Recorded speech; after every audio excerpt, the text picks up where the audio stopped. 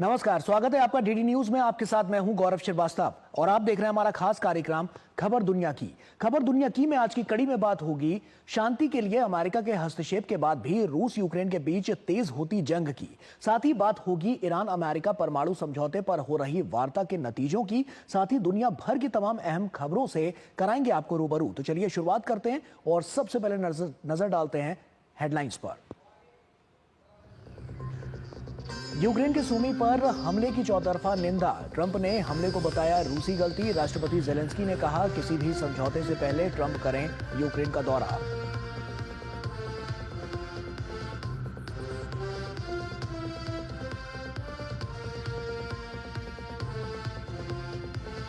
ईरानी परमाणु कार्यक्रम पर रोम में होगी अगले दौर की वार्ता। शनिवार को होने वाली बैठक को लेकर नीदरलैंड की ओर से जानकारी। अमेरिका और ईरान ने ओमान बैठक को बताया सकारात्मक और रचनात्मक।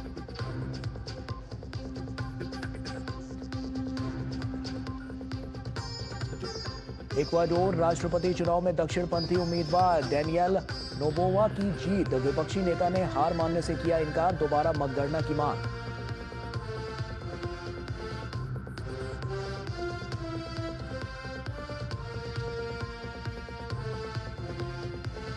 टेक्नोलॉजी से जुड़े उत्पादों को टैरिफ से छूट देने की घोषणा के बाद यूरोप के शेयर बाजारों में बढ़त।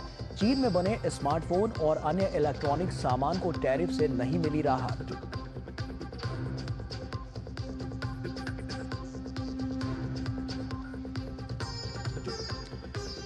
ब्लू ओरिजिन ने रचा इतिहास। मशहूर गायिका कैटी पेरी सहित 6 महिलाओं ने 10 मिनट तक किया अंतरिक्ष की सैर।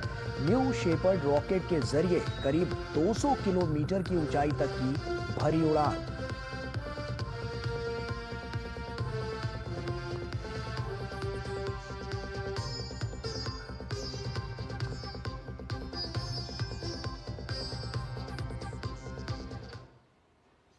और आइए अब शुरुआत करते हैं। दरअसल अमेरिका के हस्तक्षेप के बाद भी रूस यूक्रेन का युद्ध किसी नतीजे पर पहुंचने की बजाय और भीषण होता जा रहा है। रविवार को रूस के बड़े हमले से यूक्रेन का सूमी शहर बड़े हमलों से दहल उठा। यूक्रेनी राष्ट्रपति जेलेंस्की ने ट्रंप से किसी भी समझौते पर पहुंचने से पहले यूक्रेन आकर यहां के हालात देखने की अपील की है। वहीं ट्रंप ने कहा है कि कुछ ऐसे प्रस्ताव है जिससे जंग बहुत जल्द रुक सकती है। उन्होंने कहा कि जेलेंस्की हमेशा लंबी दूरी की मिसाइल खरीदना चाहते हैं। अमेरिकी राष्ट्रपति डोनाल्ड ट्रंप रूस को वार्ता की मेज पर तो लाए, लेकिन नतीजा निकलने के बजाय युद्ध और खतरनाक मोड़ पर पहुंचता दिखाई दे रहा है। अमेरिकी दूत स्टीव विटकॉफ की राष्ट्रपति पुतिन से मुलाकात के 2 दिन बाद रूस ने यूक्रेनी शहर सूमी में लाशें बिछा दी। यूक्रेन ने रविवार को सूमी शहर के मध्य में रिहायशी इलाकों को बैलिस्टिक मिसाइलों से निशाना बनाने का दावा किया। हालांकि रूस ने इसका खंडन करते हुए कहा कि सिर्फ सैन्य ठिकानों पर हमले किए गए हैं। वहीं क्रेमलिन ने विटकॉफ के साथ हुई बातचीत को प्रभावी और उपयोगी बताया। उन्होंने बताया कि बैठक के दौरान जिन मुद्दों पर चर्चा हुई वे बेहद जटिल है। हालांकि इस दौरान ट्रंप पुतिन की संभावित मुलाकात के मुद्दे पर किसी तरह की चर्चा नहीं हुई। सूमी में हुए हमले पर यूरोप भड़का हुआ है। हमला सिटी सेंटर पर हुआ जब लोग चर्च जा रहे थे। ये रूस की तरफ से इस साल नागरिकों पर सबसे बड़ा हमला बताया जा रहा है। दावा किया जा रहा है कि एक मिसाइल यात्रियों से भरी ट्रॉली बस पर गिरी। इस हमले से नाराज जर्मनी के भावी राष्ट्रपति फ्रेडरिक मर्ज ने तो लंबी दूरी की मिसाइल टॉरस यूक्रेन को देने की वकालत कर डाली है। अमेरिका पहले ही लंबी दूरी की मिसाइलें यूक्रेन को दे चुका है। इस पर कड़ी प्रतिक्रिया देते हुए रूस ने कहा है कि कई यूरोपीय नेता चाहते हैं कि युद्ध खत्म ही ना हो। पुतिन यूक्रेन को बर्बाद करने पर तुले हैं। जो शांति चाहते हैं वो यूक्रेन के साथ खड़े हैं। यह बेहद दुर्भाग्यपूर्ण है कि कुछ देश शांति नहीं चाहते हैं और युद्ध को और भड़काने में जुटे हुए हैं। उधर रूस ने पिछले 24 घंटे में यूक्रेन द्वारा 8 ऊर्जा संयंत्रों को निशाना बनाने का दावा किया है। जब दोनों देश अमेरिका को ऊर्जा संयंत्रों पर हमला नहीं करने का भरोसा दिला चुके हैं, तो सवाल उठता है कि शांति की जो कोशिश अमेरिका की ओर से की जा रही है, क्या वो ट्रंप के हाथ से तेजी से फिसलती दिखाई दे रही है? हालांकि ट्रंप ने इस हमले को भयानक चीज कहा है। ट्रंप ने बताया कि उन्हें कहा गया था कि रूस ने गलती की है, लेकिन ट्रंप इस पर कुछ विस्तार से बोलने से बचते दिखाई दिए।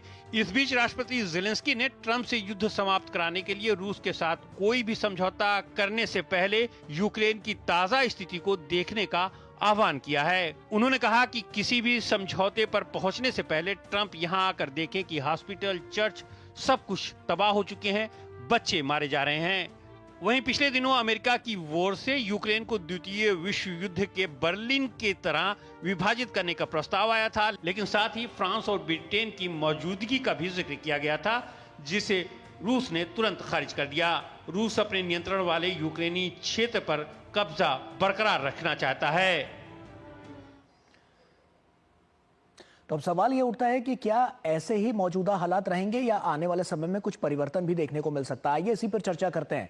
Professor Harshvardhan Pant, vice president ORF हमारे साथ जुड़ रहे हैं। हर्षवर्धन जी, आपका बहुत बहुत स्वागत है। और उसी के साथ जिस तरह से शांति की जो अपील की गई थी, एक तरफ तो हमने देखी अमेरिका द्वारा, लेकिन अब दूसरी तरफ जब हम देख रहे हैं कि स्थितियां जो हैं वो पहले की तरह अभी भी आक्रामक बनी हुई हैं, किस तरह से आप इसको देखते हैं और क्या आने वाले समय में जो स्थितियां हैं वो ऐसी ही रहेंगी या कुछ परिवर्तन नजर आ सकता है?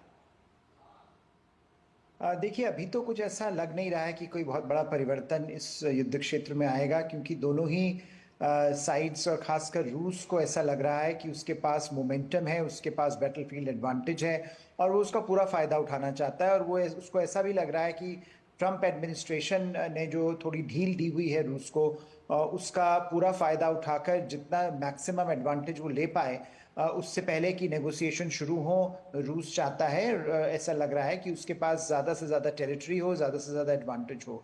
तो अभी शॉर्ट टर्म में मुझे लगता है ट्रंप जो है उनको ये रियलाइज़ हो रहा होगा कि जब एक जो युद्ध होता है उसकी एक अपनी दिशा और दशा होती है, उसको कंट्रोल करना या उसको ये बड़ी बात करना कि मेरे आते ही युद्ध रुक जाएगा, ऐसा संभावित नहीं होता, क्योंकि युद्ध जो है वो नीचे ग्राउंड रियलिटीज पर बेस्ड होता है। और ट्रंप साहब जब से ऑफिस में आए हैं वो कोशिश कर रहे हैं कि किसी तरह से युद्ध रुके, लेकिन जो हम देख रहे हैं अभी कि युद्ध रुकने के बजाय और गहरा होता जा रहा है और कहीं पर रूस को जो एडवांटेज मिलता नजर आ रहा है, रूस उसका फायदा उठाते हुए नजर आ रहा है। ऐसे में अमेरिका ने जिस तरह का हस्तक्षेप किया, उसकी अनदेखी आखिर क्यों की जा रही है? क्या इसके पीछे आप कोई बड़ी वजह मानते हैं?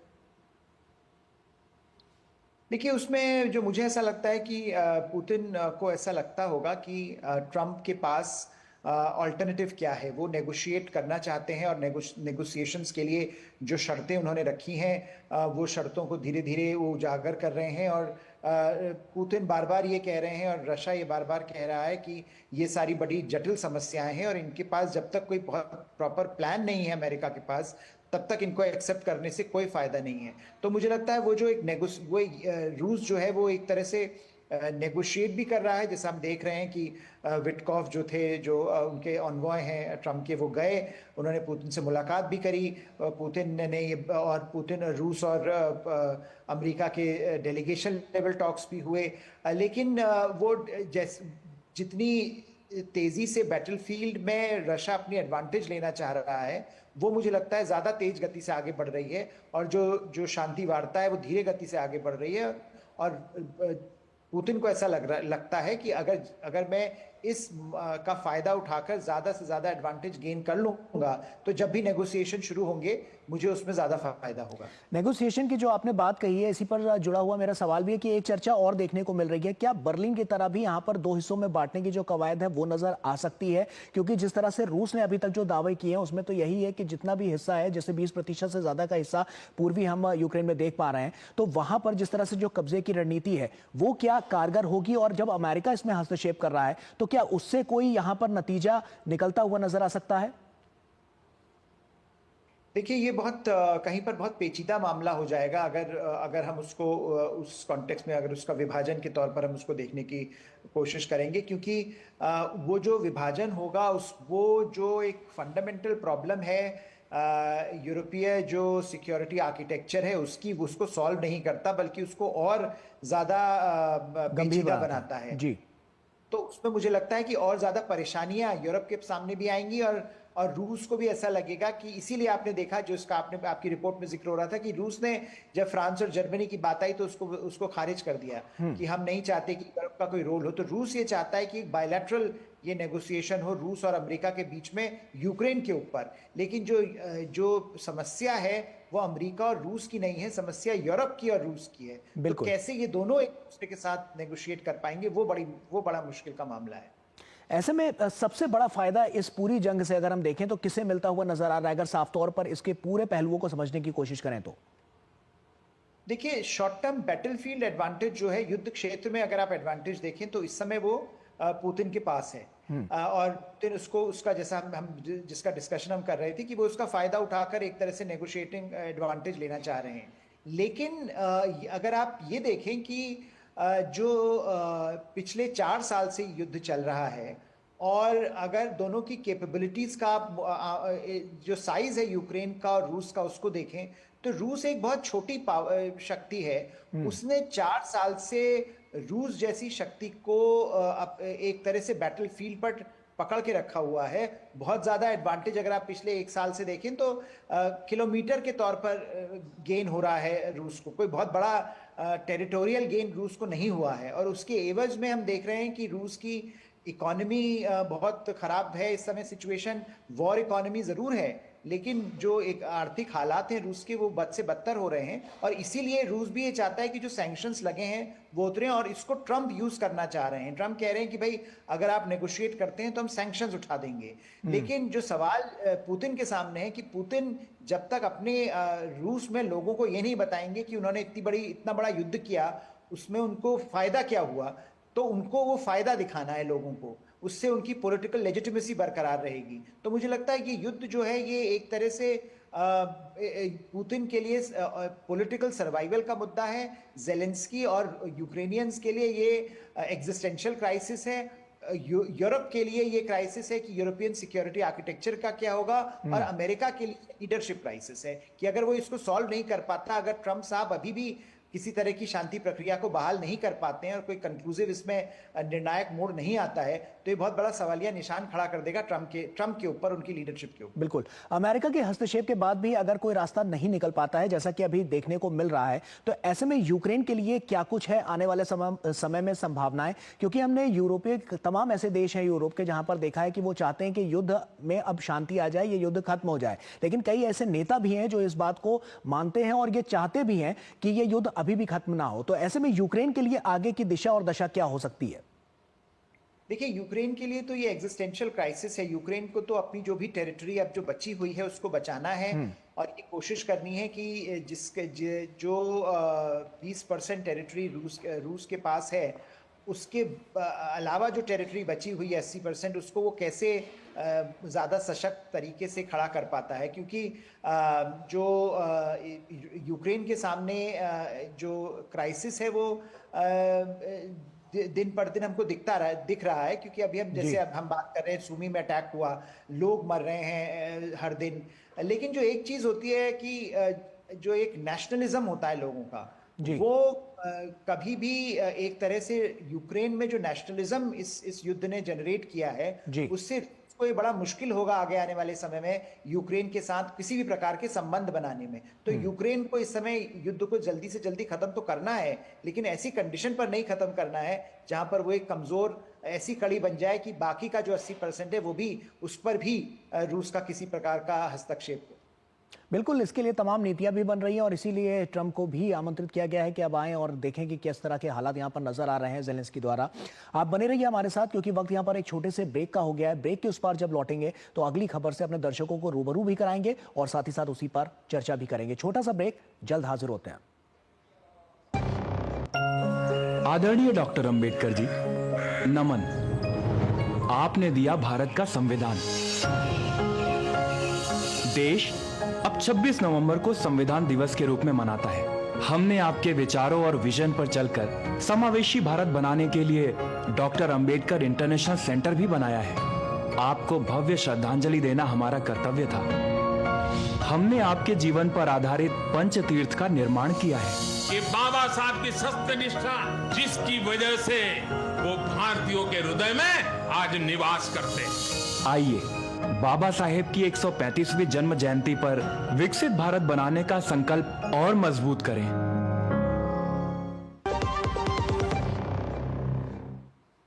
ब्रेक के बाद एक बार फिर से आप सभी का स्वागत है। अमेरिका और ईरान के रिश्तों में हमेशा से कड़वाहट रही है, लेकिन अब इसमें बड़ा मोड़ आया है। ट्रंप सत्ता संभालने के बाद ईरान से रिश्ते बेहतर करना चाहते हैं, लेकिन शर्त है कि ईरान परमाणु संपन्न ना हो, और इसी आधार पर ट्रंप ने ईरान को बातचीत के लिए बुलाया है। पहले दौर की वार्ता ओमान की राजधानी मस्कट में हुई, जिसे दोनों पक्षों ने रचनात्मक बताया है। बताया जा रहा है कि अब अगले दौर की वार्ता रोम में होगी। अमेरिकी राष्ट्रपति डोनाल्ड ट्रंप की धमकियों के बीच ईरानी परमाणु कार्यक्रम पर शनिवार को हुई पहले दौर की वार्ता के बाद दोनों पक्ष अगले चरण की बातचीत की तैयारियों में जुट गए हैं। ईयू की बैठक में हिस्सा लेने पहुंचे नीदरलैंड के विदेश मंत्री ने कहा कि अगले दौर की वार्ता इटली की राजधानी रोम में होगी। इसके अलावा दो राजनयिक सूत्रों ने भी इस खबर की पुष्टि करते हुए कहा कि दूसरे चरण की बातचीत शनिवार यानी 19 अप्रैल को रोम में होगी। इसे वार्ता की कूटनीतिक रूपरेखा को बढ़ाने की दिशा में एक अहम कदम के तौर पर देखा जा रहा है। 17-18 अप्रैल को ट्रंप के साथ बातचीत के लिए इटली की प्रधानमंत्री जॉर्जिया मेलोनी वाशिंगटन में होंगी। तो क्या ट्रंप इस वार्ता में इटली को भी जगह देना चाहते हैं? दरअसल वाशिंगटन चाहता है कि ओमान इसकी मध्यस्थता जरूर करे, लेकिन वार्ता अप्रत्यक्ष से प्रत्यक्ष हो और इसका कोई हल निकले। पहले चरण की वार्ता शनिवार को ओमान की राजधानी मस्कत में हुई थी, जिसे दोनों पक्षों ने सकारात्मक बताया था। मस्कत के विदेश मंत्री ने बातचीत की मध्यस्थता की। इस उच्च स्तरीय बैठक के अमेरिका की तरफ से स्टीव विटकॉफ और ईरान की ओर से विदेश मंत्री अब्बास अराक्ची ने नेतृत्व किया। दोनों पक्षों के प्रतिनिधि एक ही इमारत के अलग अलग कमरों में बैठे और ओमान के विदेश मंत्री बदर अल बुदैसी ने दोनों का संदेश एक दूसरे को पहुंचाया। बताया जा रहा है कि बैठक समाप्त होने के बाद दोनों अधिकारियों ने मुलाकात भी की। खबरों में दावा किया जा रहा है कि पुतिन ने भी ईरान के परमाणु मुद्दे पर चर्चा की थी। अब दूसरे दौर की वार्ता से पहले ईरान के विदेश मंत्री मॉस्को का दौरा कर रूसी अधिकारियों के साथ मस्कत वार्ता से संबंधित चर्चा करेंगे। मॉस्को 2015 के परमाणु समझौते का एक पक्ष था और तेहरान के असैन्य परमाणु कार्यक्रम के अधिकार का समर्थन करता है। इस बीच संयुक्त राष्ट्र परमाणु एजेंसी के प्रमुख बुधवार को ईरान का दौरा करेंगे। IAEA ने ही साल 2015 में अमेरिका और ईरान के बीच हुए परमाणु समझौते में अहम भूमिका निभाई थी। हालांकि साल 2018 में राष्ट्रपति ट्रंप के पहले कार्यकाल में अमेरिका इस डील से पीछे हट गया था। इस समझौते के तहत ईरान को आर्थिक प्रतिबंधों में कुछ राहत मिली और उसकी दुनिया भर में जब्त संपत्तियों को मुक्त कर दिया गया। बदले में ईरान ने यूरेनियम संवर्धन को 3.67% तक सीमित किया। हालांकि समझौता टूटने के बाद फिर से ईरान पर प्रतिबंध लागू हो गए। तो अलग अलग दौर की बातचीत अब यहां पर लगातार देखने को मिल रही है। ऐसे में क्या कुछ चल रहा है, आइए इसी पर चर्चा करते हैं और किस तरह से आने वाले समय में इससे एक बड़े बदलाव की जो तस्वीर है वो पेश होती हुई नजर आएगी, इसी पर चर्चा करते हैं। प्रोफेसर हर्षवर्धन पंत हमारे साथ लगातार जुड़े हुए हैं।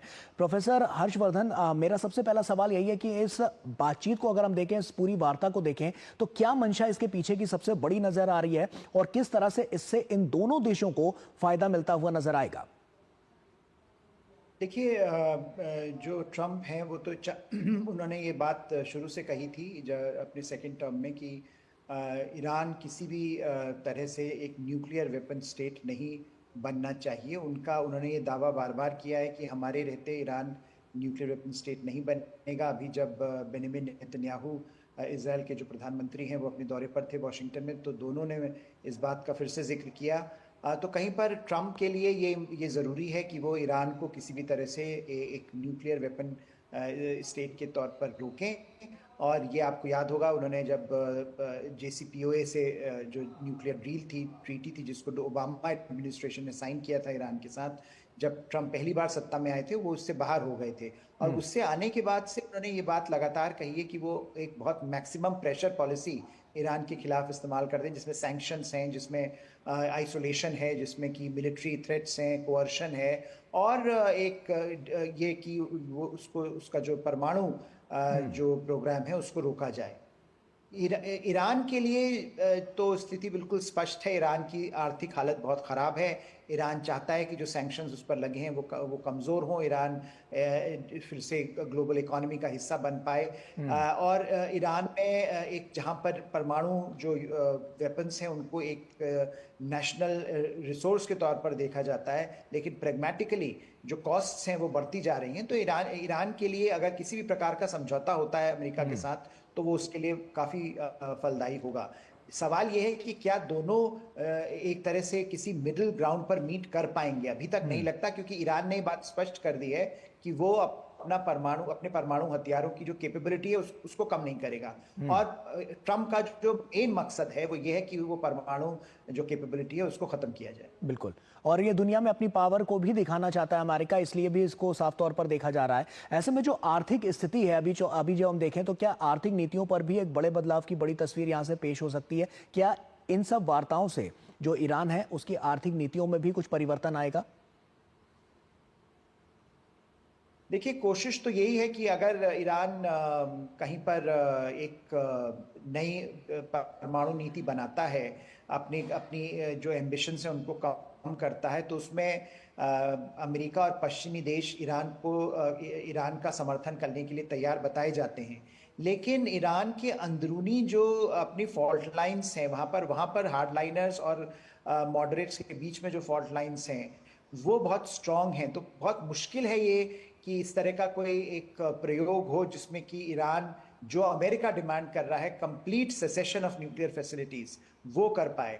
तो उसमें मुझे लगता है ईरान जो अपनी कैपेबिलिटी बढ़ाना चाह रहा है, लेकिन उसको ये पता है कि जब तक आर्थिक सशक्तता नहीं है वो तब तक नहीं कर पाएगा। और इसीलिए वो उसके संबंध रूस के साथ, चीन के साथ बेहतर होते जा रहे हैं, क्योंकि उसको ऐसा लगता है कि अगर अमेरिका का या पश्चिमी देशों के खिलाफ खड़ा होना है तो रूस और चीन उसके लिए इंपॉर्टेंट पार्टनर सिद्ध हो सकते हैं। लेकिन रूस और चीन मिलकर भी ईरान को वो इकोनॉमिक पावर नहीं दे सकते जो पश्चिमी देश दे सकते हैं। तो इसीलिए नेगोशिएशंस के लिए ईरान तैयार दिखता है, लेकिन क्या वो कर पाएगा या नहीं कर पाएगा ये अगले कुछ दिनों में पता चलेगा। बिल्कुल, और दुनिया पर क्या प्रभाव इसका पड़ता हुआ नजर आएगा, क्योंकि वार्ता काफी महत्वपूर्ण है और इसमें जो साफ तौर पर न्यूक्लियर डील को लेकर जिसकी हम बात कर रहे हैं वो कहीं ना कहीं इस पूरी दुनिया पर तो छाप छोड़ेगी। तो क्या वहां पर पूरी दुनिया पर क्या असर इसका नजर आ सकता है आने वाले दिनों में?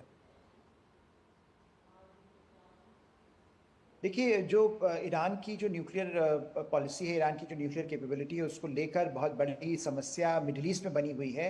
अगर आप देखें तो इजराइल तो इसको पूरी तरह से नकारता है। इजराइल बिल्कुल नहीं चाहता कि किसी भी प्रकार की न्यूक्लियर कैपेबिलिटी ईरान के पास आए, और बाकी जो खाड़ी के अरब देश हैं वो भी नहीं चाहते हैं। तो अगर आप यूएई या सऊदी अरब को देखें, जो बड़े देश हैं, खाड़ी के अरब देश हैं, वो नहीं चाहते कि ईरान एक न्यूक्लियर कैपेबल पावर बने, क्योंकि उससे मिडिल ईस्ट का बैलेंस ऑफ पावर टिल्ट होने की संभावना बन जाती है।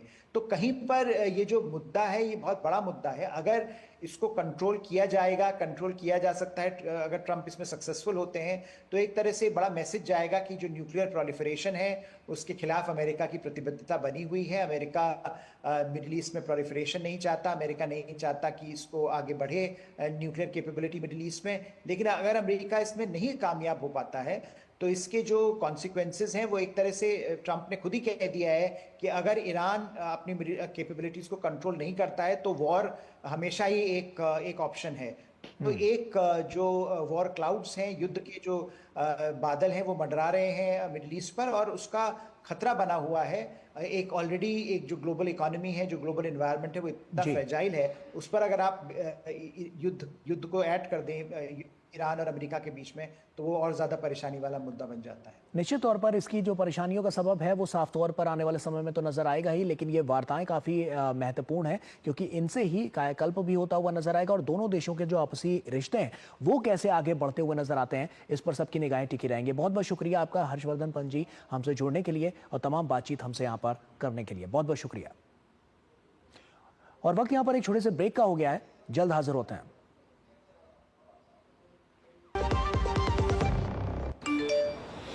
QR कोड स्कैन करो, 5000 का कैशबैक पाओ। वाह, दिन बन गया।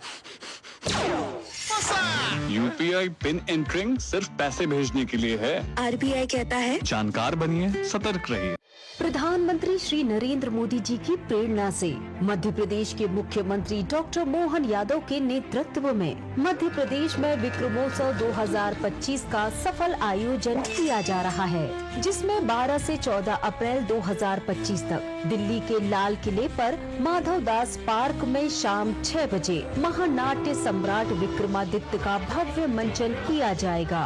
यशस्वी प्रधानमंत्री का ये ध्येय वाक्य हम सबके लिए पाथवे के रूप में काम कर रहा है, विरासत से विकास की ओर। इसलिए 12, 13, 14 अप्रैल को महानाट्य का मंचन किया जाएगा, हमारे अतीत के गौरवशाली नायकों को जनता के सामने लाने के लिए। इससे अच्छा कौन सा अवसर हो सकता है। आइए इन अद्भुत पलों के साक्षी बने। जब धरती चीर कर निकलता है लोहे का पत्थर और मिलता है मोंगिया के जोश से, फिर तपता है, पिघलता है और बनता है फौलाद। अब होता है सरिया सारी खूबियों के साथ। मोंगिया स्टील, मजबूत देश का मजबूत सरिया। जो लक्ष्य चुना था समझ आने लगा है। GLA यूनिवर्सिटी, उच्च लक्ष्य की निश्चित प्राप्ति। और इसी के साथ फिलहाल इतना ही, लेकिन जाते जाते अब अंत में आपको छोड़ जाते हैं प्रमुख अंतर्राष्ट्रीय खबरों के साथ। तो हमें और हमारी पूरी टीम को दीजिए इजाजत। आप बने रहिए DD न्यूज के साथ। नमस्कार। बलूच विद्रोहियों का पाकिस्तानियों पर हमला अब सिर्फ पाकिस्तानी क्षेत्र तक सीमित नहीं है। हालिया घटना में बलूच विद्रोहियों ने ईरान के सिस्तान बलूचिस्तान प्रांत में एक कार रिपेयरिंग वर्कशॉप पर हमला किया, जिसमें 8 पाकिस्तानी मजदूरों की मौत हो गई। इन मजदूरों के हाथ पैर बांधकर अंधाधुंध गोलियां मारी गईं। हमले में मारे गए सभी व्यक्ति पंजाब के भावलपुर शहर से थे। ईरान में हुए इस घटना की जिम्मेदारी बलूच नेशनलिस्ट आर्मी BNA ने ली है। वहीं पाकिस्तानी विदेश मंत्रालय ने इस घटना को लेकर कहा है कि ये अमानवीय और कायराना हरकत है। हम ईरान से पूरी जांच और दोषियों को सजा देने की मांग करते हैं। अमेरिकी उद्योगपति जे बेजोस की ब्लू ओरिजिन कंपनी के रॉकेट से पहली बार 6 महिलाओं ने सोमवार को एक साथ स्पेस की सैर की। रॉकेट ने शाम 7 बजे टेक्सास के वेन हॉर्न लॉन्च पैड से उड़ान भरी। करीब 11 मिनट के बाद मिशन वापस लौटा। इनमें मशहूर हॉलीवुड सिंगर कैटी पेरी, अमेरिकी बिलियनियर जे बेजोस की मंगेतर लॉरेंस सांचेज शामिल हैं। दक्षिण कोरिया में महाभियोग झेल रहे पूर्व राष्ट्रपति यून सुक योल ने अपने खिलाफ लगे आपराधिक मुकदमे के शुरू होने के बाद विद्रोह के आरोपों से इनकार कर दिया है। अब्दस राष्ट्रपति ने सोमवार को सियोल सेंट्रल डिस्ट्रिक्ट कोर्ट में दी गई अपनी दलील में कहा है कि पिछले साल के आखिर में मार्शल लॉ की उनकी घोषणा तख्तापलट नहीं थी। दक्षिण अफ्रीका ने अमेरिका के साथ बढ़ते तनाव को कम करने के लिए अमेरिका में एक विशेष दूत नियुक्त किया है। दक्षिण अफ्रीका के राष्ट्रपति सिरिल रामफोसा ने मैकेबीसी जोनास के चयन की घोषणा की और कहा कि उनके चयन से दक्षिण अफ्रीका की कूटनीतिक, व्यापार और द्विपक्षीय प्राथमिकताओं को आगे बढ़ाने का काम सौंपा जाएगा। अमेरिकी टैरिफ के कारण चल रहे तनाव के बीच चीन के राष्ट्रपति शी जिनपिंग ने सोमवार को वियतनाम का दौरा किया। इस दौरान उन्होंने वियतनाम के प्रधानमंत्री फाम मेन ची से मुलाकात की और दर्जनों सहयोग समझौतों पर हस्ताक्षर किए और मजबूत संबंधों का आह्वान भी किया। शी की 3 देशों की दक्षिण पूर्व एशिया यात्रा के पहले पड़ाव में शी ने वियतनाम की नेशनल असेंबली ट्रॉन थान मैन से भी मुलाकात की।